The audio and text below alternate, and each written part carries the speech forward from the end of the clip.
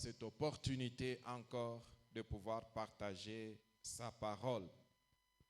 Dimanche passé, nous avons été merveilleusement bénis par le Seigneur à travers son serviteur berger Gaylor Sabou, qui nous a parlé de l'excellence dans la libéralité. Et nous croyons que le message qui nous a été annoncé dimanche a bouleversé nos vies et a modifié notre perception de la libéralité afin que nous puissions donner comme Dieu l'entend, car en retour, il y a une grande bénédiction qui est attachée. Que ce message ne soit pas juste dans nos carnets, que ça ne soit pas juste pour la chaleur de nos oreilles, mais que ça puisse être appliqué dans nos vies. Amen. Notre thème de ce matin, c'est le feu qui révèle la vipère. Le feu qui révèle la vipère. Le feu qui révèle la vipère. Je voudrais rappeler que nous sommes dans cette année 2026 en train de voguer, en train de naviguer, en nous faisant soutenir ou en nous faisant orienter par le grand thème qui est s'aimer l'excellence pour relever les fondements renversés. Dans tout ce que nous faisons, dans tout ce que nous disons, dans notre approche cette année, nous serons en train de s'aimer l'excellence pour relever les fondements renversés.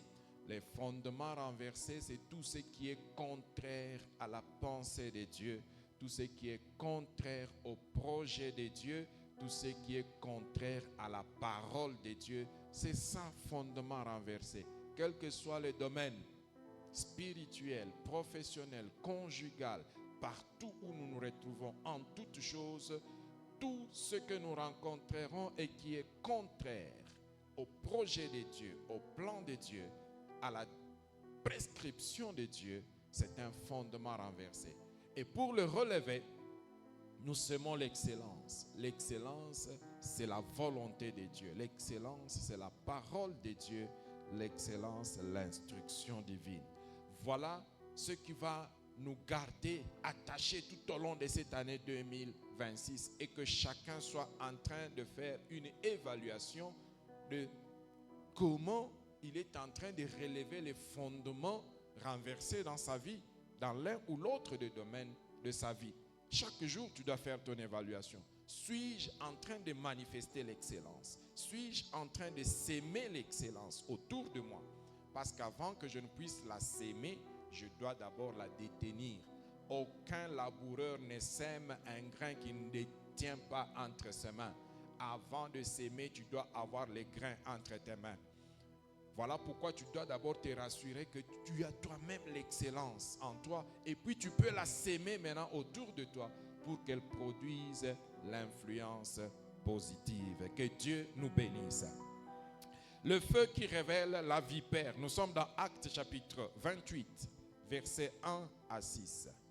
Le livre des Actes des Apôtres, chapitre 28, du verset 1 au verset 6.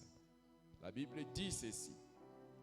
Après nous être sauvés, nous reconnûmes que l'île s'appelait Malte. Les barbares nous témoignèrent une bienveillance peu commune. Ils nous recueillirent tous auprès d'un grand feu qu'ils avaient allumé parce que la pluie tombait et qu'il faisait grand froid. Paul, ayant ramassé un tas de broussailles et l'ayant mis au feu, une vipère en sortit par l'effet de la chaleur et s'attacha à sa main. Quand les barbares virent l'animal suspendu à sa main, ils se dirent les uns aux autres, « Assurément, cet homme est un meurtrier, puisque la justice n'a pas voulu le laisser vivre après qu'il a été sauvé de la mer. » Paul secoua l'animal dans le feu et ne ressentit aucun mal. Ces gens s'attendaient à le voir enfler ou tomber mort subitement. Mais après avoir longtemps attendu, voyant qu'il ne lui arrivait aucun mal, ils changèrent d'avis et dirent que c'était un Dieu. Amen. Je voudrais commencer d'abord par expliquer le contexte de ce passage. Nous sommes dans le livre des Actes des Apôtres, le chapitre 28. Le chapitre 28 fait suite au chapitre 27, évidemment. L'histoire qui est racontée dans le chapitre 28 fait suite à l'histoire racontée dans le chapitre 27, qui lui-même fait suite à l'histoire racontée dans le chapitre 26. Il nous relate l'expérience vécue par l'apôtre Paul lorsqu'il se rendait à Rome sous escorte d'un centenier. Paul avait demandé d'être jugé par César. Il s'en était remis à César afin qu'il aille défendre sa cause à Rome auprès de l'empereur, au lieu d'accepter d'être jugé à Césarée ou à Jérusalem en réponse aux accusations que les Juifs étaient en train de porter sur lui. Il y avait des Juifs jaloux, il y avait des Juifs qui n'étaient pas contents de la prédication de la bonne nouvelle, du ministère que Paul était en train de rendre. Alors ces Juifs ont fait pression sur le gouverneur Festus et il a fait arrêter Paul. Mais Paul ayant aussi la nationalité romaine, la citoyenneté romaine, et sachant que s'il se faisait juger à Jérusalem ou bien à Césarée, l'influence de ses accusateurs sur le gouverneur pourrait biaiser les jugements qui seraient faits. Alors Paul revendique sa citoyenneté romaine et il dit, j'en appelle à César. Autrement dit, je voudrais aller répondre devant César lui-même. Or, César, il est à Rome. Alors, en tant que citoyen romain, si tu invoques cela, ça suspend automatiquement le procès qui se tient dans la périphérie et on te donne le droit d'aller te défendre devant César. On place donc Paul sous escorte d'un centenier romain et ils embarquent sur un bateau pour aller en Italie afin de pouvoir se présenter devant César. Mais chemin faisant, il y a une tempête qui se lève sur la mer et la tempête finit par détruire le bateau dans lequel Paul et d'autres prisonniers se retrouvaient en train d'être conduits ou en train d'aller vers Rome. Et quand le bateau a été détruit, il s'est retrouvé sur l'île de Malte. La destruction du bateau avait même été prophétisée par Paul lui-même. Il avait dit aux gens, ne craignez rien. La cargaison, les marchandises vont être perdues. Le bateau lui-même sera perdu, sera endommagé. Mais aucun homme ne va mourir, ne craignez rien. Il avait prophétisé ça dans le bateau et c'est ce qui était arrivé. Quand le bateau s'est échoué, la cargaison a été perdue, mais aucun de ceux qui étaient dans le bateau n'était mort. Et ils ont tous débarqué sur l'île de Malte. Et c'est là que le chapitre 28 commence, le texte que nous avons lu. Quand ils ont débarqué sur l'île de Malte, ils ont trouvé des peuples là-bas, des habitants de Malte. Et ils les ont appelés des barbares. Le terme barbare était utilisé pour les gens qui ne parlaient ni le grec ni le latin. Parce que c'était ça les deux langues qui étaient reconnues comme des langues de la civilisation. Et donc, si vous n'étiez ni grec ni romain, ça veut dire que vous étiez un barbare. Vous étiez comme un indigène, comme on dit ici. Vous étiez quelqu'un qui n'est pas civilisé. En arrivant donc sur l'île de Malte, il trouve ces peuples. Il les appelle les barbares. Et ces barbares les recueillent. Il les accueille favorablement. Curieusement, il les accueille tous favorablement. Et comme il faisait froid et il y avait de la pluie, ces barbares avaient allumé un feu et ils ont amené tous les prisonniers autour du feu pour qu'ils puissent se réchauffer. C'est à ce niveau que notre texte a commencé. Alors, qu'est-ce qui s'est passé pendant qu'ils étaient en train de se réchauffer, tous autour du feu? L'apôtre Paul, qui faisait partie des prisonniers, parce qu'il s'est rendu à Rome pour être jugé, qui faisait partie des prisonniers, a pris un tas de broussailles, un tas d'herbes, et il a lancé ces tas d'herbes dans le feu. J'ose croire qu'évidemment c'était pour attiser le feu, pour maintenir le feu, pour ne pas qu'il puisse s'éteindre. Il a donc voulu servir aussi les collègues qui étaient là. Il ne voulait pas que le feu s'éteigne. Il a pris, il a mis sa main et il a jeté un tas de bois, un tas d'herbes, de broussailles dans le feu. Mais il s'est passé quelque chose. Pendant qu'il jette la broussaille dans le feu, il y a un serpent qui en sort. Sous l'effet de la chaleur, un serpent en sort. Je sous-entends donc que quand il avait pris la broussaille, je crois qu'il avait pris aussi le serpent. Mais comme il faisait froid, le serpent était engourdi. Ce serpent, c'est ça la vipère. C'est une vipère. Et il était donc engourdi dans l'état de broussaille et il ne pouvait rien faire. Et quand cela a été amené près du feu, sous l'effet de la chaleur, le serpent est sorti de sa cachette, est sorti du tas de broussailles et s'est agrippé sur la main de Paul. Certaines versions disent que le serpent avait mordu la main de Paul. Et nous croyons que c'était le cas, effectivement. Si nous lisons, nous comparons le texte qui suit. Et les barbares, en voyant les serpents sur la main de Paul, ont dit, cet homme, il doit être réellement un meurtrier. La mer n'a pas réussi à l'engloutir. Avec le vent, avec l'accident qui s'est passé dans le bateau, la mer n'a pas réussi à les tuer.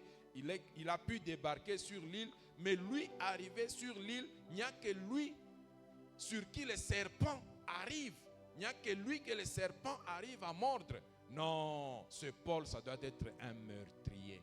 Ça doit être un criminel, effectivement. C'est le jugement de la nature qui est en train de s'abattre sur lui. Et il s'attendait à ce que Paul puisse tomber raide, mort.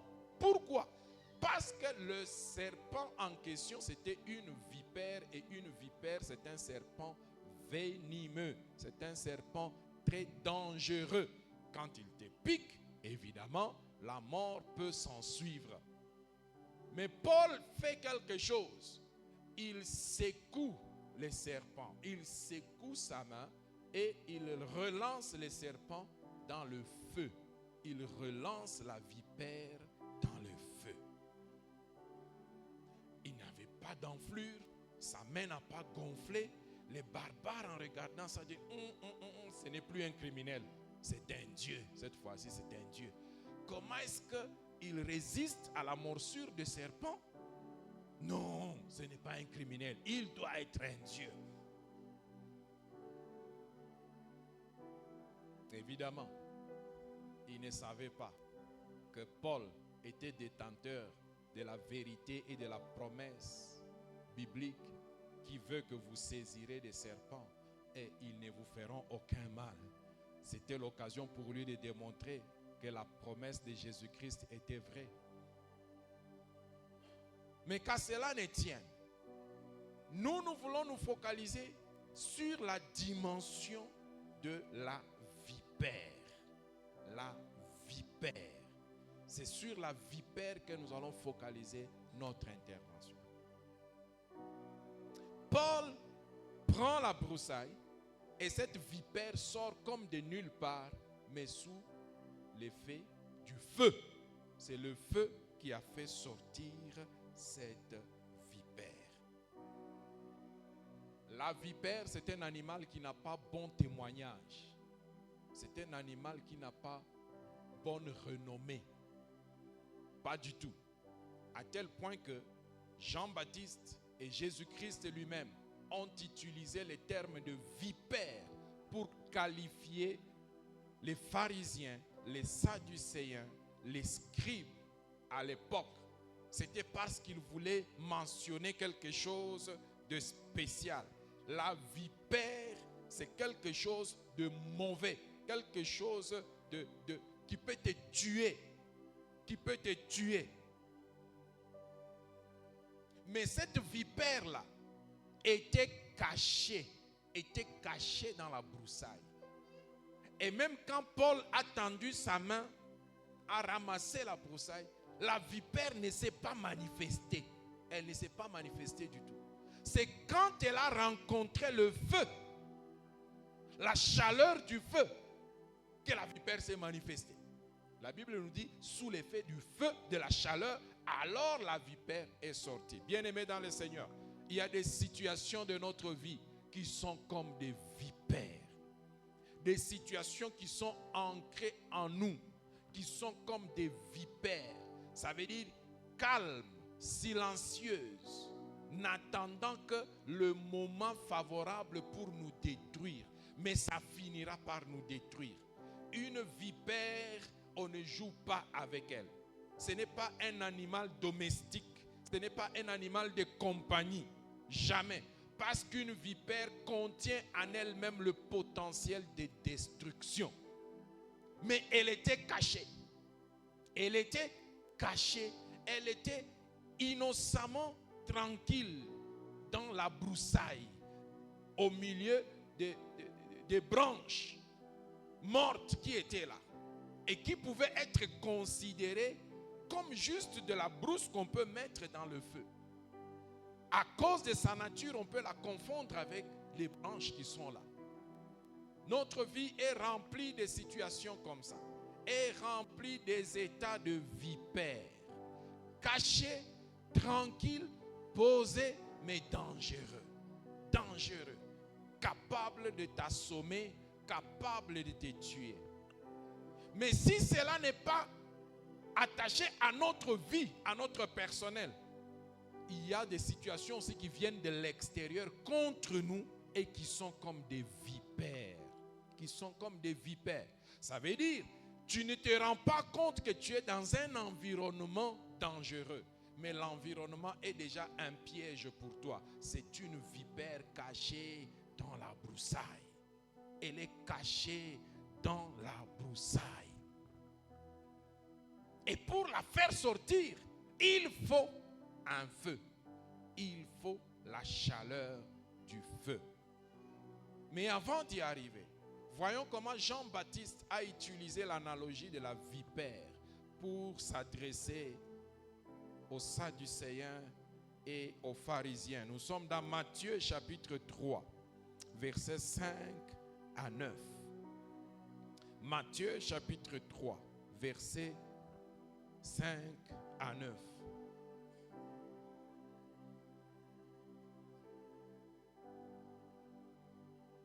Les habitants de Jérusalem, de toute la Judée et de tout le pays des environs du Jourdain se rendaient auprès de lui et confessaient leurs péchés. Ils se faisaient baptiser par lui dans le fleuve du Jourdain. Mais voyant venir à son baptême beaucoup de pharisiens et de sadducéens, il leur dit, race de vipères, qui vous a appris à fuir la colère à venir. Produisez donc du fruit digne de la repentance et ne prétendez pas dire en vous-même, nous avons Abraham pour père, car je vous déclare que de ces pierres-ci, Dieu peut susciter des enfants à Abraham. Amen. Jean-Baptiste les appelle race de vipères. Race de vipères. Pourquoi? Parce que c'était des gens méchants. C'était des gens qui avaient des habitudes mauvaises. Et Jésus va renchérir. Nous sommes dans Matthieu chapitre 12, verset 34. Jésus va renchérir la même vérité.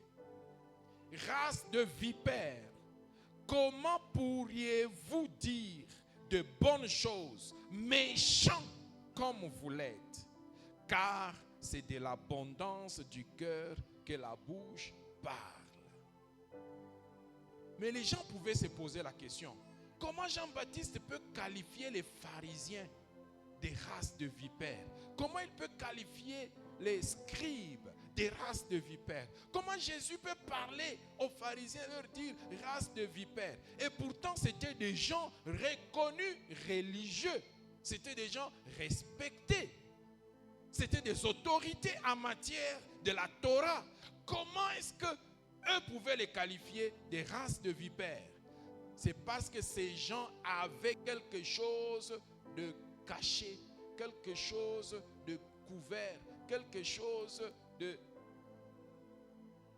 recroquevillé sur eux-mêmes pendant qu'ils étaient en train de manifester autre chose au milieu du peuple. Il y avait effectivement des vipères attachées à leur vie. Leur vie était une succession de vipères. Et Jean-Baptiste et Jésus-Christ sont venus comme pour manifester cela. Race de vipères. Oui, toi pharisien, tu es une race de vipères. Oui, toi scribe, tu es une race de vipères. Oui, toi sadducéen, tu es une race de vipères. Ça pouvait être comme une insulte. Ça pouvait être comme une accusation grave. Et pourtant c'est vrai. Car quand la vipère est cachée dans la broussaille, tout ce que tu vois c'est la broussaille, tu ne vois pas la vipère. Il faut que Jésus vienne pour montrer qu'il y a une vipère. Il faut que Jean-Baptiste vienne pour leur dire il y a une vipère. Alors sur base de leur expérience, j'ai ressorti 2 vipères du temps moderne. 2 vipères du temps moderne. 2 vipères auxquelles nous aussi nous faisons face au quotidien. 2 vipères qui sont de véritables fondements renversés en même temps. Première vipère de temps moderne, c'est l'hypocrisie. L'hypocrisie. L'hypocrisie. L'hypocrisie, c'est quoi? C'est le caractère d'une personne qui dissimule sa véritable personnalité, le plus souvent par intérêt, et affecte des opinions, des sentiments ou des qualités qu'elle ne possède pas. L'hypocrisie, c'est le caractère de celui qui manque de sincérité, de ce qui est empreint de duplicité. C'est ça l'hypocrisie. Ça veut dire quelqu'un fait passer un message qui n'est pas vrai. Quelqu'un fait passer une image de lui qui n'est pas vraie. C'est de l'hypocrisie. C'est comme une vipère. Tout ce que toi tu vois, ce sont des broussailles. Tu peux même aller avec courage prendre ces branches ou ces broussailles pour les utiliser dans le feu. Mais en réalité, tu vas prendre un serpent qui est caché dedans. Un hypocrite, c'est une véritable vipère. Il est sous la domination de cet esprit de vipère. Dans l'Ancien Testament, Dieu a décrié l'hypocrisie de son peuple. Dieu a dit ceci dans Ésaïe chapitre 29, verset 13. Le Seigneur dit, quand ce peuple s'approche de moi, il m'honore de la bouche et des lèvres, mais son cœur est éloigné de moi.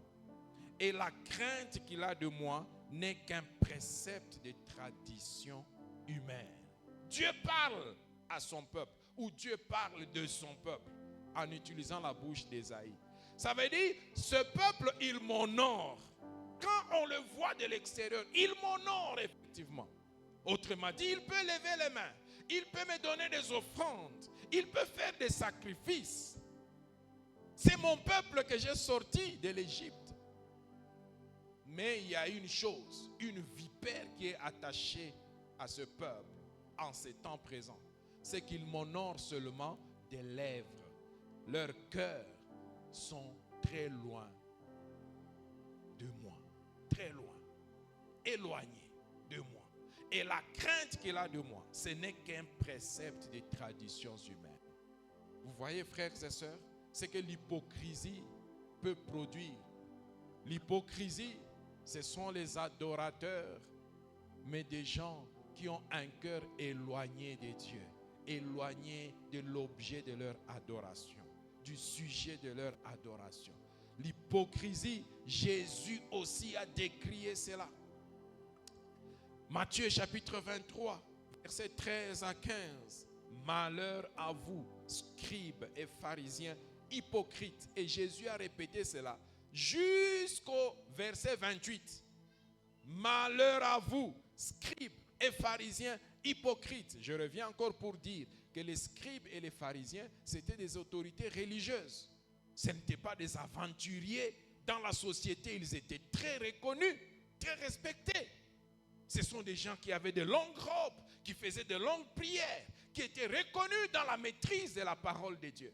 Mais Jésus vient et leur dit, malheur à vous, scribes et pharisiens hypocrites. Et il commence à citer les choses pour lesquelles ces gens sont hypocrites. Je voudrais que nous ayons un peu le regard là-dedans. Peut-être qu'il y a des choses aussi qui sont attachées à notre vie et que Jésus est en train de nous reprocher ce matin. C'est une vipère qui est cachée dans la broussaille. Cette hypocrisie est une vipère. En regardant, je vois le pharisien. Je vois quelqu'un qui est maître dans la Torah, la loi de Moïse. Mais Jésus, lui, il voit la vipère qui se trouve derrière. Malheur à vous, scribes et pharisiens hypocrites. Et il commence. Parce que vous fermez aux hommes le royaume des cieux, vous n'y entrez pas vous-même et vous n'y laissez pas entrer ceux qui veulent entrer.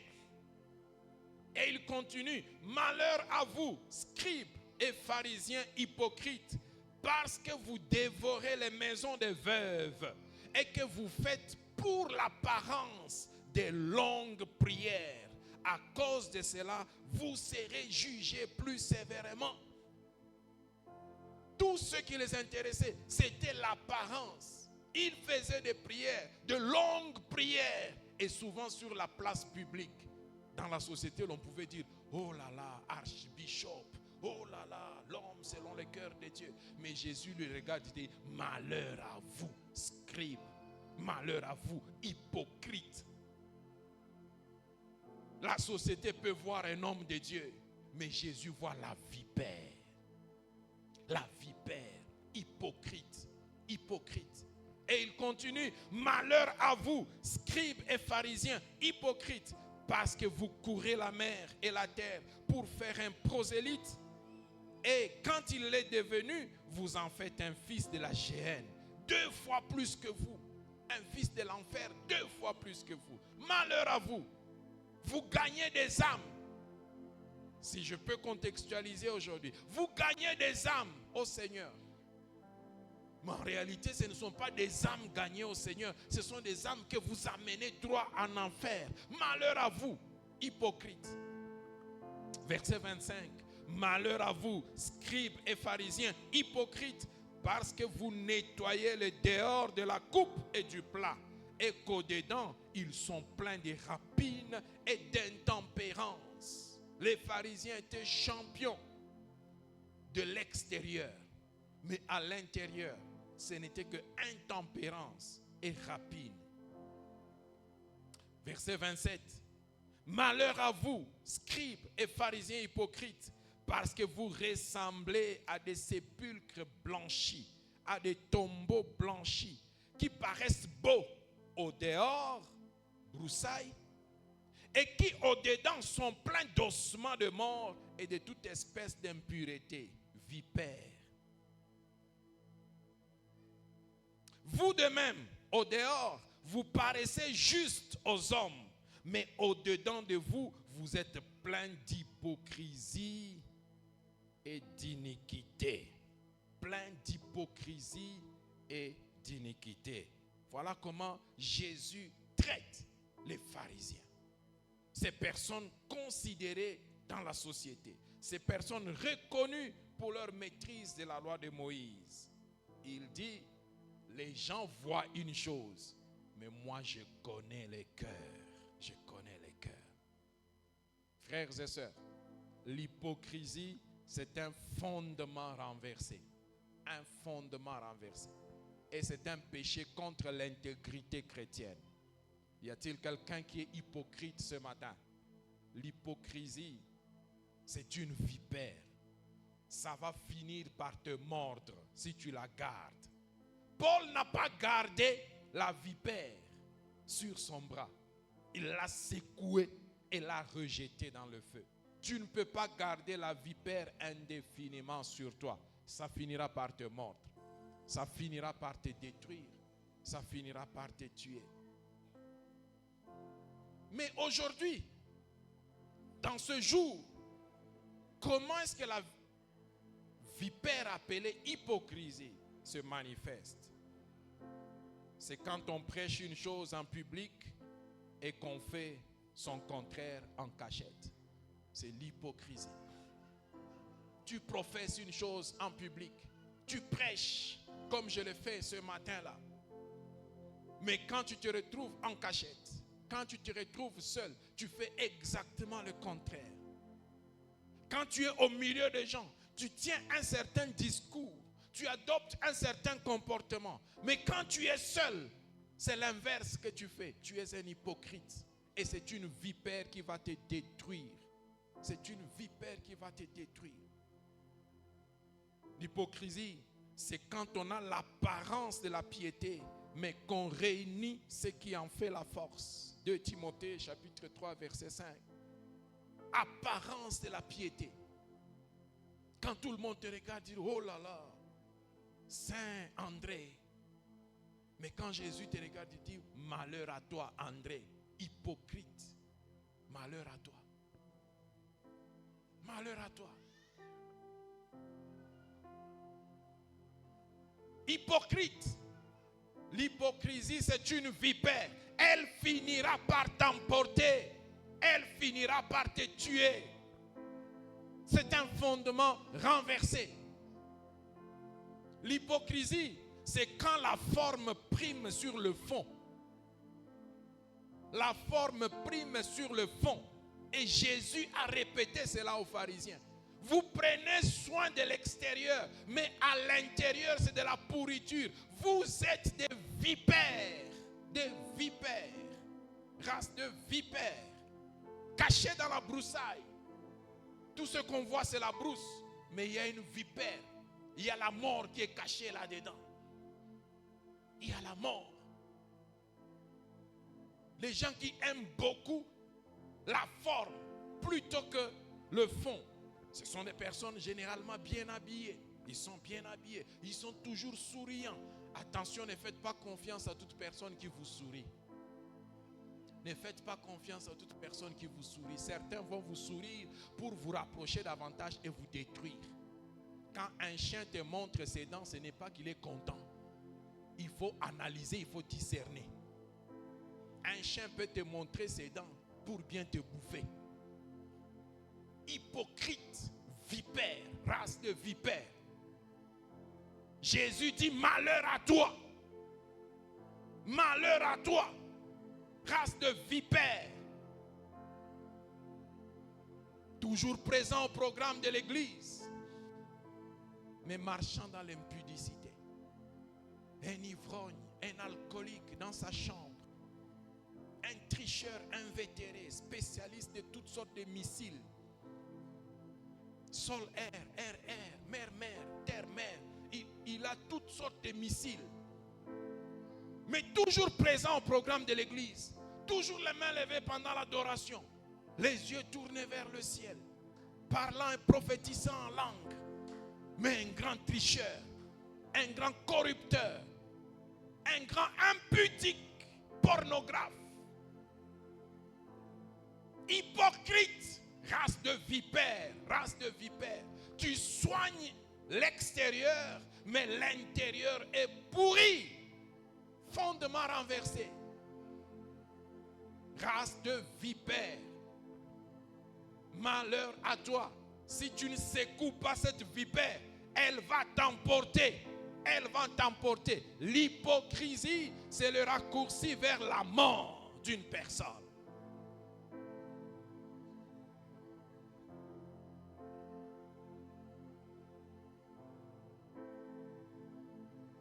L'hypocrisie, c'est aussi quand on ne voit le mal que dans son prochain. Tout en oubliant que soi-même, on peut être encore plus foncièrement mauvais. Ça, c'est l'hypocrisie. Et Jésus a relevé ça encore auprès de nos chers pharisiens. Matthieu chapitre 7, versets 3 à 5. Pourquoi vois-tu la paille qui est dans l'œil de ton frère et n'aperçois-tu pas la poutre qui est dans ton œil? Un hypocrite, c'est un spécialiste en jumelles. Il a des jumelles pour scruter la vie des gens. Il scrute. Dès qu'il voit un petit morceau de poussière dans ton œil, il dit, oh, tu as de la poussière dans ton œil. Mais lui, il a un tronc d'arbre dans son œil qu'il ne voit pas. Un tronc d'arbre là dans son œil, il ne voit pas ça. Mais il est prêt à voir la poussière qui se trouve dans l'œil de l'autre.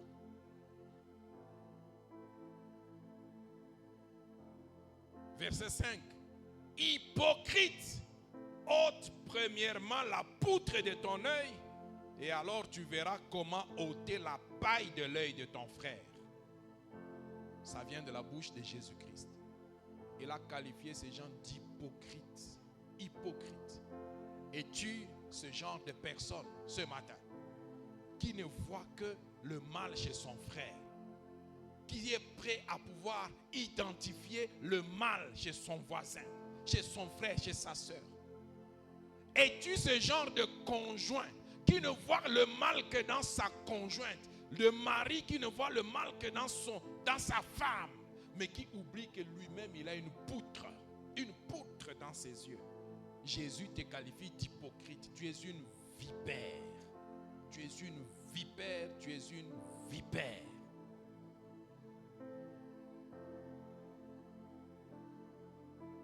La valeur d'un arbre, ce n'est pas le nombre de feuilles, c'est la quantité de fruits.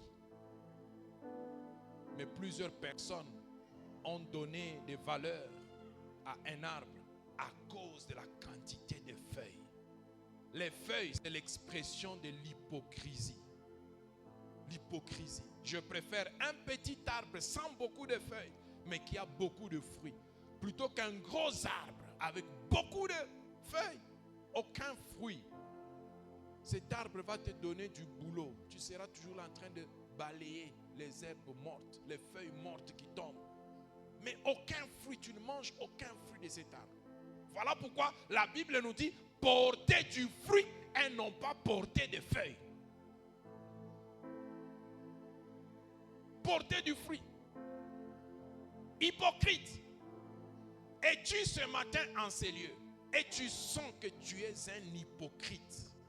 Que l'hypocrisie c'est ton partage, ayant l'apparence de la piété, mais reniant tout ce qui en fait la force. Hypocrite. Ayant donné la place à la forme, mais dans le fond, il n'y a rien. Hypocrite.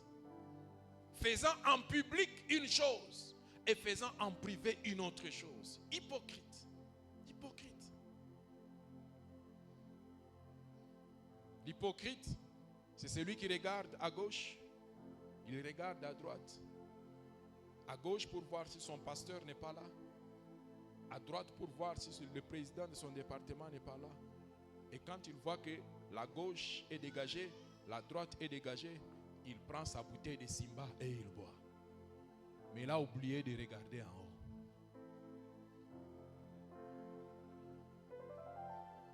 Là où ton pasteur n'est pas là, là où ton président de département n'est pas là, ton Dieu il est là. Ton Dieu il est là. Hypocrite, hypocrite, tu es une vipère, une vipère. Ça va t'emporter. Ça va t'emporter. Aujourd'hui, à cause de la conjoncture économique, nous avons des gens qui travaillent en dehors de leur foyer. Des gens qui vont en mission de service à longue durée. Il y a des gens qui sont fidèles à leur épouse que pendant le week-end quand il est à la maison. Il est réellement fidèle. Il ne sort jamais. Il peut me chanter fidèle jusqu'à la mort. Il est revenu vendredi soir. C'est lundi matin ou mardi matin qu'il va partir. Il ne sort pas de la maison. Moi, quand je rentre à la maison, je suis fidèle à ma femme. Mais quand il est en dehors de la maison, en mission de service ou en déploiement là où il se trouve, il a déjà ouvert un autre bureau de l'autre côté. Hypocrite. Hypocrite. Continuez toujours comme ça. Ça va vous récupérer un jour. Ça va vous récupérer un jour. Vous savez quand est-ce que la vipère, le venin arrive à ressortir? C'est au jour du décès. C'est quand on verra quelqu'un qui a une tête qui ressemble à ta tête, en train de pleurer. Yo yo, babangu, babangu. Et puis nous tous on regarde, babangu, wapi. Si tu as ce mec on a bateau 3. Oh, babangu, wapi. Hypocrite. Hypocrite. Et ça ne reste pas toujours caché. Ça ne reste pas toujours caché. Je disais un jour à un jeune homme, je dis, très bien, faites le malin. L'hypocrite, il fait le malin, il se croit malin.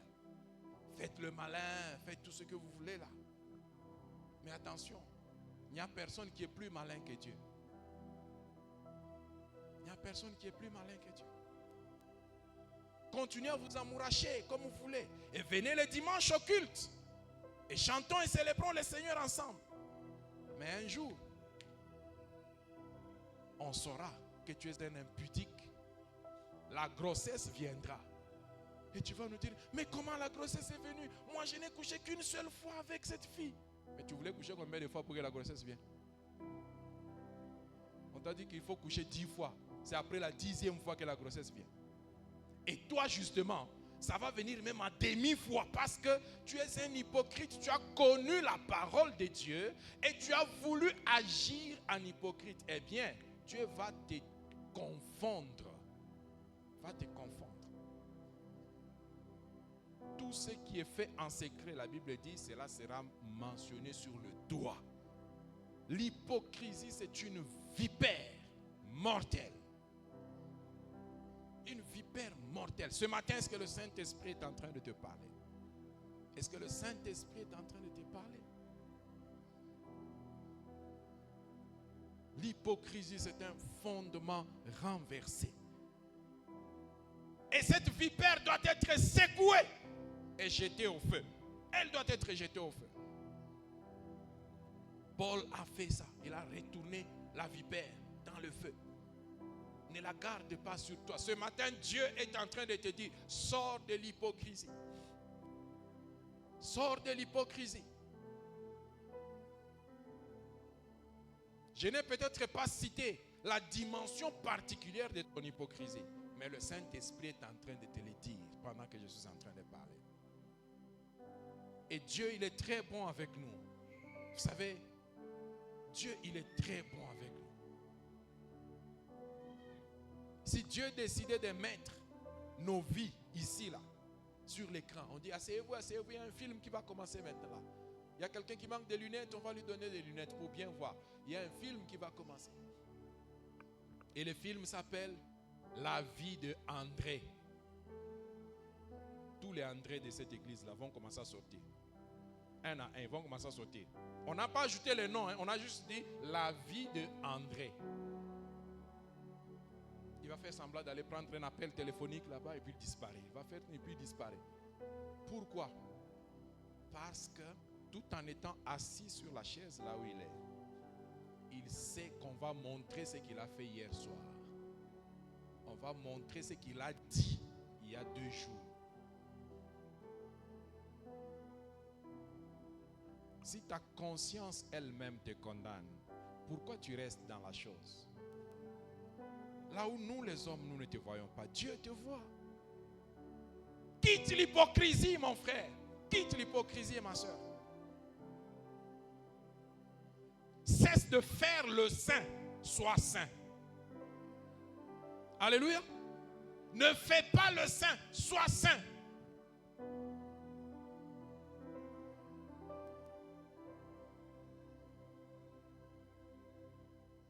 Est-ce que ce matin, l'église de Dieu peut être purifiée de toutes sortes d'hypocrisie? Toutes sortes d'hypocrisie.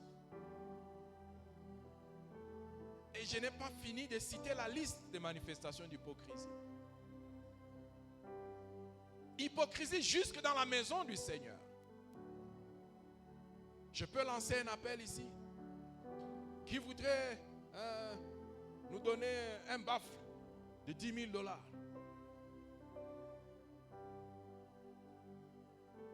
Il y a quelqu'un qui peut se lever. Je vais donner $10 000 pour le baffle. $10 000, oui, $10 000. Nous bénissons le Seigneur. Nous sommes dans la joie.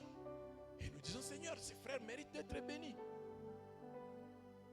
Mais quand Dieu regarde les frères, il dit, race de vipères. Alors nous, on pose la question à Dieu. Oh, Seigneur, quelqu'un qui donne $10 000 pour les instruments dans ton église, tu l'appelles race de vipères. Et il va te dire, c'est une race de vipères. Il s'est tenu debout pour qu'on voit qu'il est donateur au sein de l'église.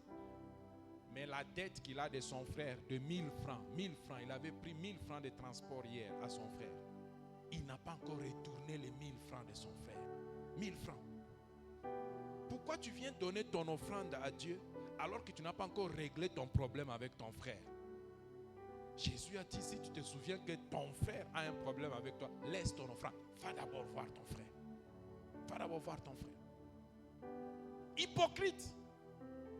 Ne nous montre pas que tu es un bon donateur pendant que dans la vie quotidienne, tu es en réalité quelqu'un qui garde la main fermée. Combien de personnes tu bénis, à qui tu donnes le transport? Combien de personnes que tu soutiens avec de la nourriture? Mais quand il s'agit d'une action publique,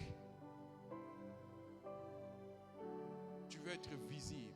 Hypocrisie, c'est une vipère. Et elle est mortelle. Mortelle. Le Saint-Esprit veut purifier son église ce matin. Il veut purifier un couple, purifier une famille. Et ôter l'hypocrisie. L'hypocrisie. L'hypocrisie. Sème l'intégrité et l'hypocrisie disparaîtra. Que Dieu te bénisse. Deuxième vipère du temps moderne. La méchanceté. La méchanceté. La méchanceté. C'est le caractère ou le comportement d'une personne méchante, encline à faire du mal à autrui.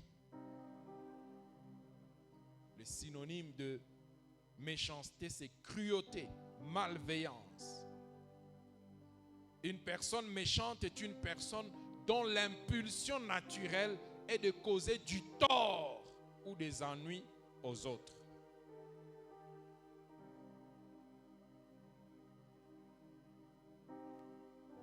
C'est ça une personne méchante. Il a la spécialité de causer des ennuis aux autres. La spécialité d'embrouiller la vie des autres. De perturber la quiétude des autres. De surcharger les autres. La méchanceté est un fondement renversé. un péché contre la bienveillance. Nous avons dit que l'hypocrisie est un péché contre l'intégrité. La méchanceté est un péché contre la bienveillance. D'une façon générale, la Bible utilise le terme méchant pour qualifier tous ceux qui n'ont pas Dieu. Tous ceux qui ne sont pas convertis. Ces saints, ce sont des méchants.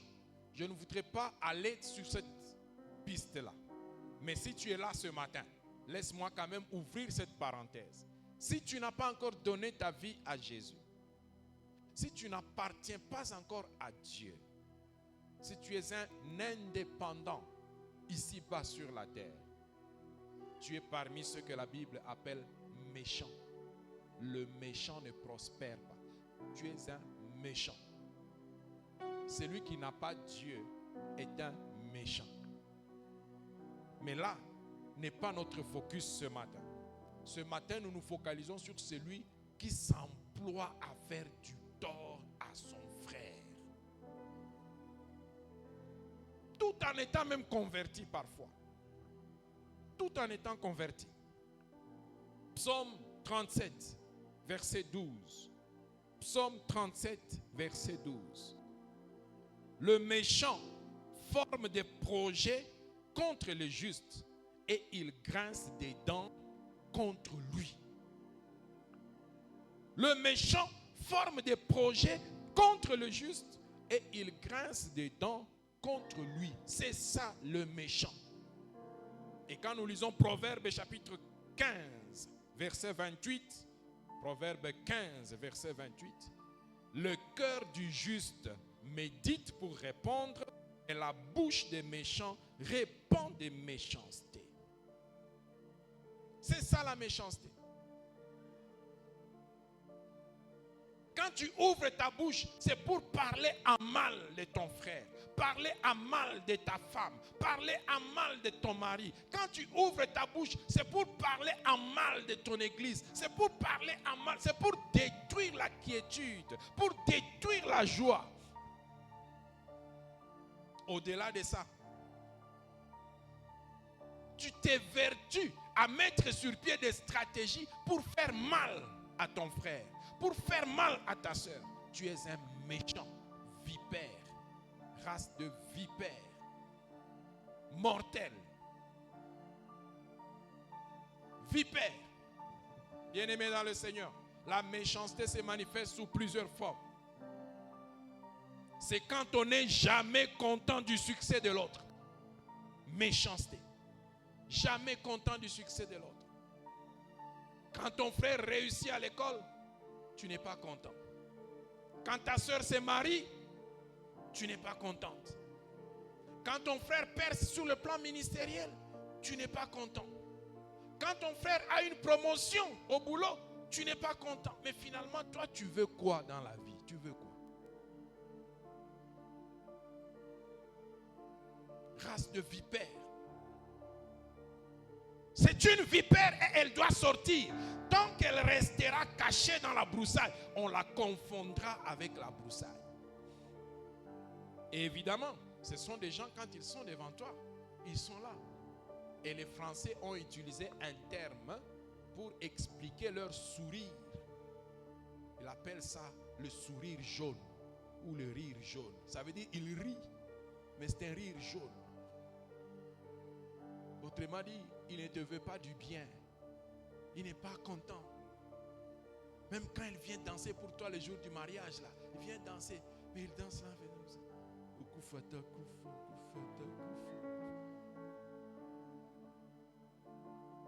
Méchant, méchant, méchant. Pourquoi? Tu honores même l'invitation de quelqu'un à son mariage. Mais tu lui amènes un cadeau empoisonné. Un cadeau bizarre. Tu regardes le cadeau, tu dis, ni dans le ciel, ni sur la terre. Ça. Et nous, dans notre parcours de parrain, on a rencontré des situations comme ça. Les cadeaux, nous les ouvrons. C'est nous les parrains qui les ouvrons. Sous l'onction du Saint-Esprit, nous mettons les filleuls là-bas et nous ouvrons les cadeaux devant eux. C'est nous qui touchons en premier les cadeaux. Et il est arrivé des fois qu'on tombe sur des cadeaux.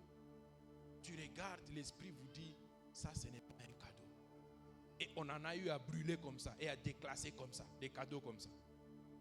Mais je me dis, pourquoi tu viens au mariage de ton frère qui a eu la joie de te donner une invitation pour que tu viennes manger gratuitement, boire gratuitement, et tu viens avec un cadeau empoisonné, avec quelque chose de mystique pour juste nuire à son mariage? Oh, race de vipères, race de vipères, méchanceté. C'est de la méchanceté. Tu n'obtiendras jamais ce que tu n'auras jamais célébré. Tu n'obtiendras jamais. Ce que tu n'as pas célébré, tu ne l'obtiendras jamais.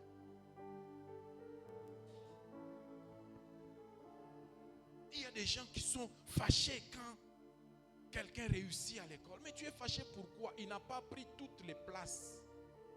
Tu peux aussi avoir une place. Méchanceté, méchanceté. Méchanceté. Ce matin, Dieu voudrait guérir un cœur. Dieu a envoyé sa parole pour guérir un cœur. Et tu sais que c'est quelque chose qui est attaché à toi. Nous ne le voyons pas. Pourquoi? Parce que c'est une vipère. Elle est cachée dans la broussaille. Il faut que le feu puisse faire sortir cette broussaille. Et nous verrons le feu qui va le faire sortir.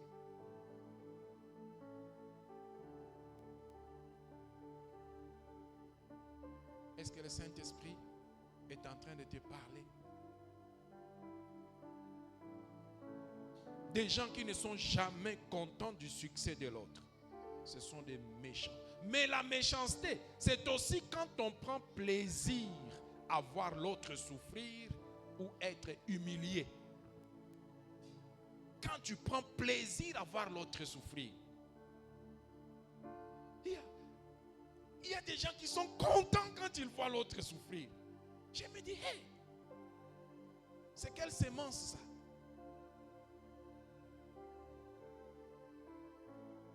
Vous les belles-mères qui êtes ici, pourquoi vous avez toujours plaisir à voir vos belles filles souffrir?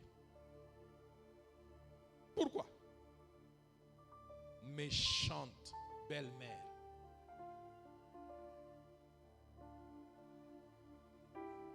Quand tu vois ta belle-fille avec ton fils, bras dessous, roya kokuna vimba. Mais en réalité, je me pose toujours la question. Est-ce que tu aurais aimé être au bras de ton fils ou quoi? C'est pas possible. Tu as déjà donné naissance à ton fils. Il a trouvé sa femme. Laisse sa femme se réjouir.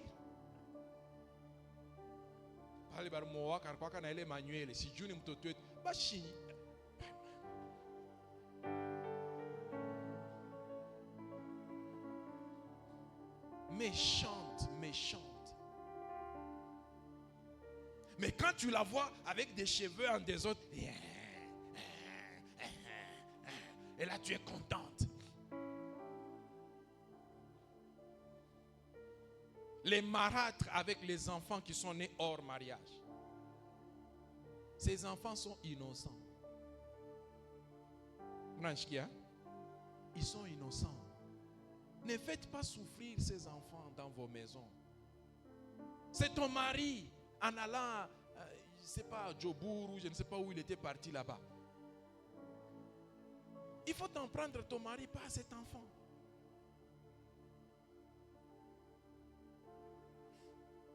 Oui, mais à tes enfants, tu donnes poulet, tu donnes... Tu es rassasié, Junior, tu es rassasié. Tu veux que je t'ajoute encore? Pendant que l'autre là, il ne pas capable. Baba, méchanceté, méchanceté. Tu es une vipère, race de vipère. Donc, la souffrance de l'enfant ne te dit rien. Pourquoi tu as un double traitement dans la maison? Lui, il dort sur une natte par terre, mais ton enfant dort sur un lit double, tout seul. Mais je peine au lal. Méchant. Méchant. J'ai dit tu es méchant. C'est de la méchanceté. Les employeurs véreux qui font travailler les employés sans les payer. Méchanceté. De la méchanceté. Comment tu peux faire travailler quelqu'un, un homme marié, père des enfants, tu le fais travailler du 1er au 31. Il a fait entrer de l'argent dans ton entreprise. Et arrivé au 31, tu lui dis il n'y a pas d'argent pour te payer. Ça, c'est de la méchanceté. En matière de gestion d'entreprise, il y a de l'argent qui ne manque jamais dans l'entreprise, c'est l'argent des salaires. L'argent des salaires ne doit pas manquer. Si le salaire ne suffit plus, alors fais un assainissement. Réduis le nombre de staff. Ne garde pas 1 millier de gens que tu ne payes pas, mais qui continuent à travailler, ça ne sert à rien. Ça ne sert à rien. Ne les exploite pas.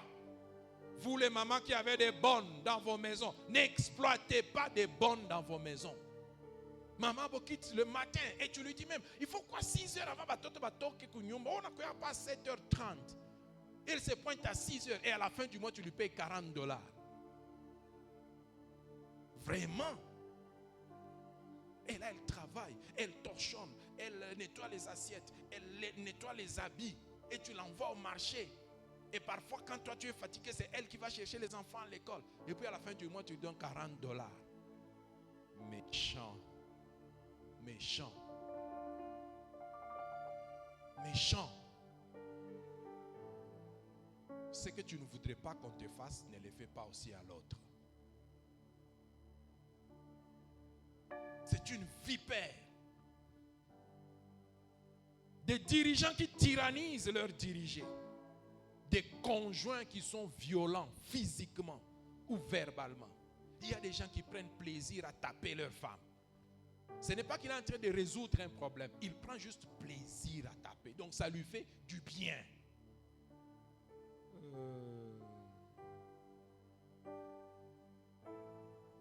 Et tant qu'il n'a pas tapé sa femme, c'est comme s'il n'a pas démontré qu'il est homme. Mais tu veux démontrer que tu es homme, va affronter un autre homme. Tu n'as pas taquine tout. Toi, tu ne vois que ta femme, c'est là que tu vas démontrer que tu es homme. Et il tape, matin, midi, soir, il tape, ça devient comme un punching ball. Il tape, il tape. Quand il est fatigué de la taper dans la maison, il va la taper sur la rue. Méchant. Tu es un mari méchant. Je dis tu es un mari méchant. Tu es une vipère. Nyoka, sumu, mortel. Tu es méchant. Méchant. Tu es méchant. Et vous aussi les femmes qui tapez vos maris, vous êtes méchantes. Oui. Il y a aussi des femmes qui tapent leur mari.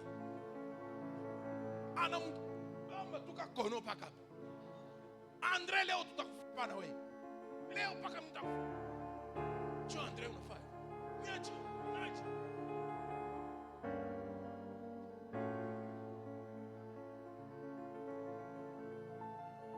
Il y a des femmes qui tapent leur mari. Violence faite à l'homme.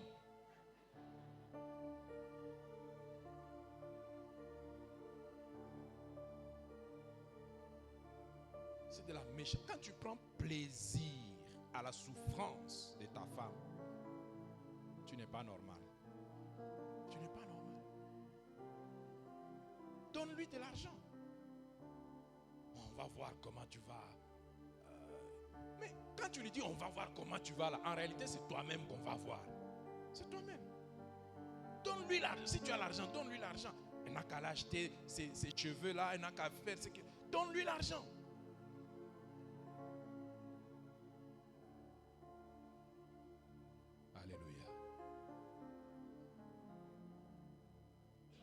Des professeurs injustes dans l'attribution des cotes aux étudiants. C'est de la méchanceté. Il y a des profs qui sont contents quand la classe tout entière échoue.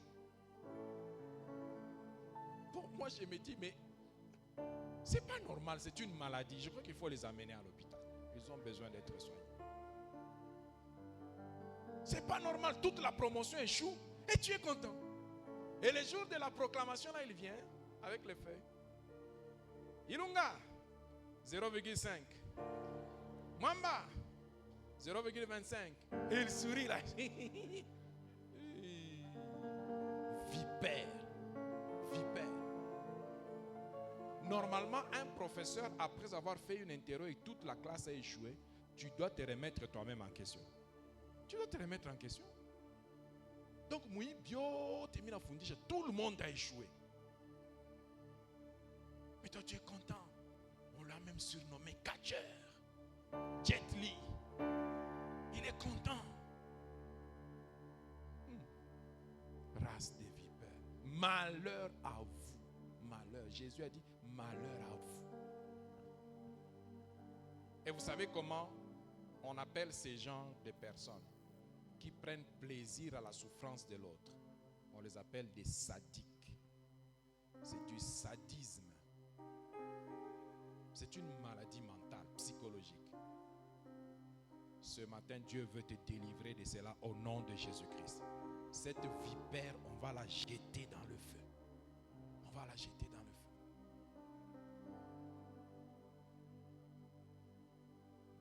La méchanceté, c'est aussi quand on refuse de porter secours à celui qui est dans le besoin, alors qu'on en a les moyens et la capacité.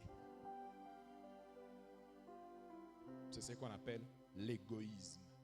L'égoïsme, c'est de la méchanceté. Frères et sœurs, le Saint-Esprit veut épurer son Église ce matin. Veut épurer son Église. Et s'il a envoyé sa parole, c'est pour que tous ces fondements renversés puissent être relevés. Nous sommes une église de l'excellence. On ne doit pas y rencontrer l'hypocrisie. On ne doit pas y rencontrer de la méchanceté. On ne doit pas y rencontrer ces choses-là. Quel feu alors pour révéler et brûler ces vipères? Quel feu nous devons utiliser? Quel feu? Paul, ayant secoué sa main, a jeté la vipère dans le feu. Mais cette vipère, avant d'être retournée dans le feu, a été manifestée par le feu, a été révélée par le feu. N'eût été le feu, on aurait pris cette vipère pour la broussaille. Et elle était là. Tout ce temps, elle était là. C'est quand on a pris la broussaille pour la mettre dans le feu que la chaleur du feu a fait sortir la vipère. Eh bien, il faut allumer aussi le feu pour que cette chaleur puisse révéler les vipères de nos vies, mais surtout les consumer. Les consumer. Dieu a pourvu pour cela. Il y a deux choses aussi que je vais citer pour que nous puissions les pratiquer à outrance afin de révéler et consumer nos vipères. Première chose, la sanctification pratique. La sanctification pratique. J'insiste sur la dimension pratique parce que la sanctification a aussi sa dimension positionnelle. Ça, c'est l'œuvre de la croix qui a rendu chacun de nous saints. Nous sommes vus aux yeux de Dieu comme des saints. En Christ, nous sommes des saints. C'est la sanctification positionnelle. Mais je parle de la sanctification pratique, celle qui exige l'obéissance à la parole de Dieu et aux préceptes divins afin de ressembler chaque jour à Jésus-Christ. Celle qui est un processus de maturation, un processus de perfectionnement. C'est cette sanctification-là dont je parle ici. Jean-Baptiste a répondu aux pharisiens en disant: produisez donc du fruit digne de la repentance. Matthieu chapitre 3 verset 8. Produisez du fruit digne de la repentance. Donc commencez par vous repentir. La repentance manifeste la vipère. Quand tu te repens, la vipère qui était au fond de toi ressort. Elle ressort. Elle devient manifeste. Tu la mets à nu. Celui qui se répand, il met à nu la vipère. On ne confondra plus la vipère avec son cœur. Celui qui se répand, il n'est plus confondu avec la méchanceté, avec l'hypocrisie. On la met à nu, on la manifeste. L'apôtre Pierre lance un appel à être saint. 1 Pierre chapitre 1, versets 14 à 17. Comme des enfants obéissants, ne vous conformez pas aux convoitises que vous aviez autrefois, quand vous étiez dans l'ignorance. Mais, puisque celui qui vous a appelé est saint, vous aussi soyez saints dans toute votre conduite, selon qu'il est écrit, vous serez saints, car je suis saint. Verset 17. Et si vous invoquez comme Père celui qui juge selon l'œuvre de chacun, sans acception de personne, conduisez-vous avec crainte pendant le temps de votre pèlerinage. Et l'Église dit Amen. Les vipères qui sont enfouies dans nos cœurs seront mises à nu quand nous déciderons de nous abandonner entièrement au Saint-Esprit pour notre transformation intérieure. C'est ça la nouvelle naissance. Que tu sois né d'eau et d'esprit, transformé par la parole de Dieu et aussi par la puissance de l'esprit. C'est un travail qui commence de l'intérieur. Celui qui a été bouleversé de l'intérieur par le Saint-Esprit, il tombe sur ses genoux et il se répand devant le Seigneur. Il marche dans la sanctification. Toutes les vipères cachées n'auront plus où se manifester. N'auront plus. Toutes les cachettes auront été brisées, ouvertes, dévoilées. Marche dans la sanctification, frère. Quand tu marcheras dans la sanctification, l'hypocrisie ne sera pas ton partage. Ceux qui marchent dans la sanctification ne sont pas hypocrites. Que je sois ici, que je sois à Kinshasa, que je sois à Dubaï, que je sois à Kipushi, que je sois où que je me retrouverai, j'aurai la parole de Dieu comme référence. Et donc l'hypocrisie ne trouvera pas de place dans mon cœur. L'hypocrisie n'aura pas de place dans mon cœur. Marche dans la sanctification. Psaume chapitre 1, versets 1 à 2 dit ceci. Heureux l'homme qui ne marche pas selon le conseil des méchants, qui ne s'arrête pas sur la voie des pécheurs et qui ne s'assied pas en compagnie de mon cœur. Mais, qui trouve son plaisir dans la loi de l'Éternel et qui la médite jour et nuit. Ta sanctification progressive, pratique, viendra de ton obéissance à la parole de Dieu. Obéis à la parole de Dieu. L'hypocrisie et la méchanceté vont s'enfuir. Et vont s'enfuir. C'est le premier feu que nous devons allumer. Ça manifeste la vipère, mais ça consume aussi la vipère. La sanctification. Parce qu'elle est précédée par la repentance. Et dans la repentance, on vide son cœur. On fait sortir ce qui était caché. La vipère qui était cachée est manifestée. Deuxième feu qu'il faut allumer, le jeûne et la prière. Le jeûne et la prière. Matthieu 17, versets 19 à 21, vous connaissez déjà cette histoire. Les disciples ont échoué de pouvoir guérir un enfant qu'on leur avait amené, chasser le démon de cet enfant-là. Puis finalement, on a amené l'enfant auprès de Jésus qui a chassé les démons. Et les disciples ont dit, mais comment est-ce que nous avons échoué de chasser ces démons? Jésus dit, verset 21, cette sorte de démon ne sort que par la prière et par le jeûne. Il y a des vipères pour qu'elles puissent disparaître. Il faut que tu jeûnes et que tu pries. Tu dois jeûner et prier. Prier et jeûner. Jeûner et prier. Pour que ta méchanceté disparaisse. Pour que ton cœur mauvais disparaisse. Pour que tes habitudes hypocrites disparaissent. Tu dois jeûner et tu dois prier. L'une des spécialités du diable et de ses démons, c'est le camouflage, l'art de se faire oublier, de passer inaperçu. Ça, c'est la spécialité du diable.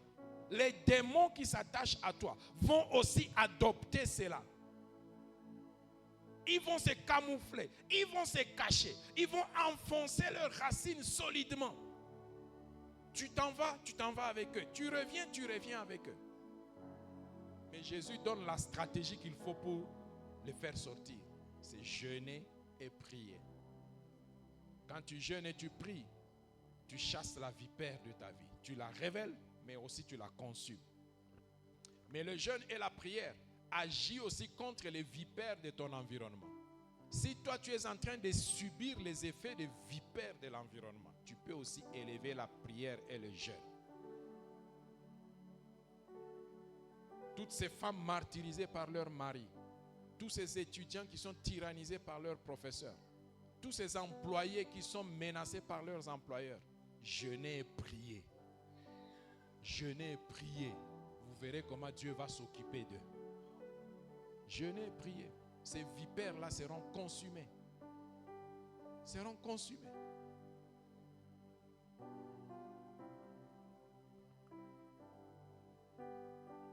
Psaume 1, 5 à 6 nous dit: c'est pourquoi les méchants ne résistent pas au jour du jugement, ni les pécheurs dans l'assemblée des justes.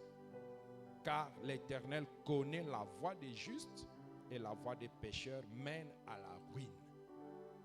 Quand tu choisis la voie du juste, la méchanceté disparaît. Quand nous décidons d'être une assemblée des justes, les méchants s'enfuient. Les méchants sont vaincus. Adoptons la manière du juste. Il peut arriver que les vipères nous mordent, comme c'était le cas de Paul, mais nous ne tomberons pas sous le coup de leur morsure. La volonté de Dieu n'est pas que nous puissions périr, mais que nous parvenions à la repentance. Donc n'hésitons pas à secouer les vipères. Secouons-les. N'hésitons pas à les secouer. Paul les a secoués, l'a secoué. Et en la secouant, la vipère, il l'a renvoyée encore dans le feu. Ne jetons pas la vipère à côté de nous. Renvoyons-la dans le feu. La même chose qu'il a manifestée, la détruira. Si elle a été manifestée par la prière détruira la vipère. Elle a été manifestée par la sanctification détruira la vipère. Quand tu choisiras de marcher dans la sanctification, elle n'existera plus. La vipère aura disparu. Elle ne va plus venir.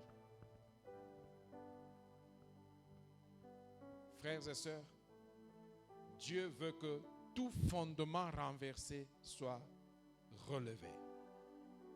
Que l'hypocrisie et la méchanceté disparaissent, car ce sont des fondements renversés. Sémons l'excellence. Retournons à la vérité de la parole. Et alors cette vipère sera détruite pour toujours. Que Dieu bénisse sa parole. Amen.